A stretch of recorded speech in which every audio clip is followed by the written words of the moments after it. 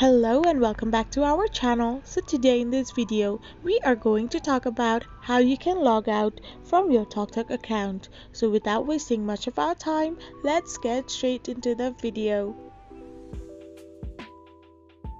So the first thing you need to do is open the TalkTalk app on your Android device.